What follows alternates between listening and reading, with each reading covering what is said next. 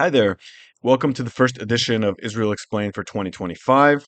Today we're going to be talking about, as usual, what's going on with the ceasefire. We'll also be talking a little bit about some signs that the ceasefire is under stress in Lebanon, the other ceasefire, the one that's already been reached. So let's kind of dive into all that.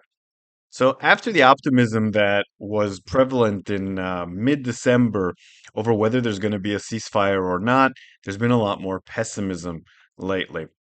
People talking about how the hostage negotiations are stuck, in particular because Hamas hasn't been willing to release a list of the hostages that are still alive, something that Israel has recently been demanding quite vociferously. So, that's been a major issue. But today, there have been several sources in the Israeli government that have claimed that there is reason for some optimism. Gal Hirsch, who is the representative of Netanyahu for relations with the hostage families, told the hostage families reportedly yesterday that, quote, those who talk of a blocked path to a deal are wrong.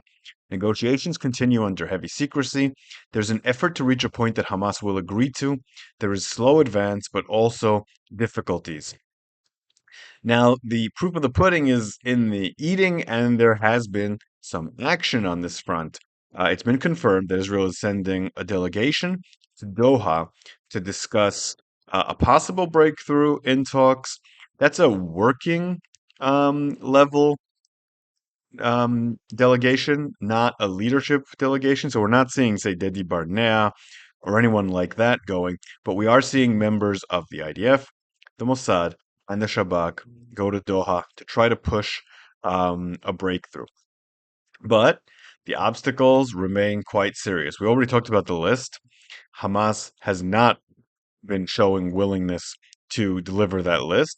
There were reports that they'd be willing to deliver that list in exchange for a week of ceasefire, something that Israel is not going to be willing to do. Another problem is it appears Hamas says they don't have the 34 live civilians they previously said they could deliver, and instead they're trying to make up those numbers with either soldiers who are still alive or dead bodies. So that's, of course, a very serious issue. Israel is demanding 34 hostages that are alive in the first stage of any ceasefire negotiations. Um, One of the reasons that Hamas might be causing all these problems regarding stage one in a deal is because they don't particularly want a deal in stages. They've agreed to that in the past, but very reluctantly. They seem to prefer, at least according to some Arab reports, a one and done deal where Israel gets all the hostages after it's withdrawn completely from Gaza and Hamas receives guarantees. That's, of course, something that Netanyahu has refused to agree to. But there's been another development that's interesting in the last 3 days. Defense Minister Katz has begun talks on how to replace Hamas in Gaza with another administration. That's, of course, something that I've been calling for. A lot of people have been calling for since the beginning of the war. There have been talks about it before, but now they're talking about forming a working group towards that. Some people think, including some people I've talked to, that this is an attempt just to bring pressure on Hamas and not a serious attempt to replace Hamas with another government. This comes after a few days ago, an IDF source told Ynet that, quote, if we don't come up with an alternative to Hamas before a deal is made, we will be back to the situation on October 6th, meaning Hamas will remain in power in Gaza, um, strengthen itself, rebuild its capabilities, and be able to strike Israel again. A source close to Netanyahu responded that, quote, the policy outlined by the prime minister in Gaza is that in any case, neither Hamas nor the Palestinian Authority will have civilian control in Gaza, including the distribution of humanitarian aid. Therefore, the security system is looking at different alternatives following this. Disconnecting Hamas from the distribution of humanitarian aid is intended to deprive the terrorist organization of control over the Gaza population and promote a deal for the release of hostages. But as we know, Even though the Netanyahu government has been talking about an alternative for Hamas for months, they haven't made any serious steps towards it. And whenever they've run into a little bit of pushback on, say, the general's plan, or on, say, working with the clans in Gaza, or when they run into pushback from Ben-Gvir or Smotrich on bringing the Palestinian Authority back into Gaza, they stop any plans, stop any advance. There's never been a really serious attempt to do that. And Netanyahu is also at the same time insisting that a deal would not end the war.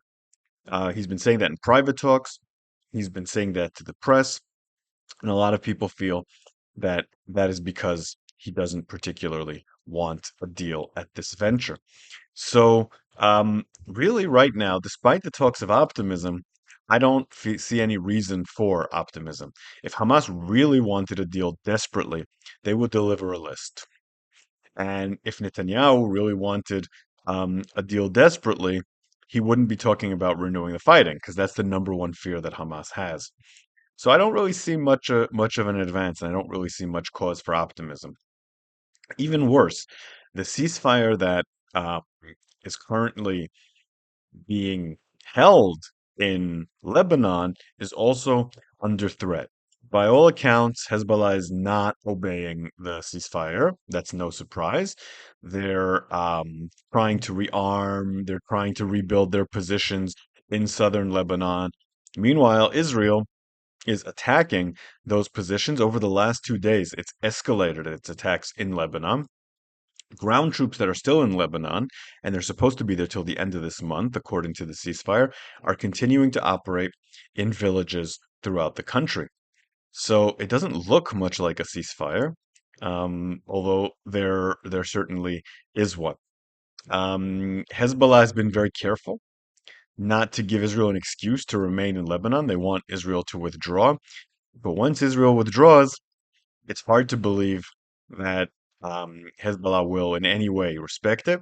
And also, there's signs that the Lebanese army and the Lebanese government aren't even going to try to enforce it. The IDF is claiming that one of the reasons it's had to attack is because they've given notice of some violations to the Lebanese government and army and have been completely ignored. In the meantime, Israel is also building a security zone in Syria and today attacked in Aleppo, in various spots in the Aleppo province.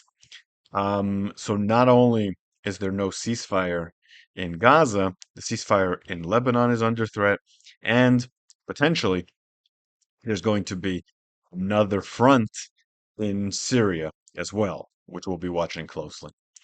So all of this does not bode well for future stability and for an end to the conflict. I'll be watching all this closely.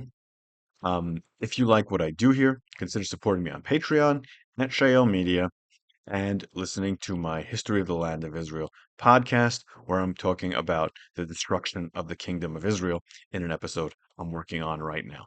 So I will see you here the next time something interesting happens.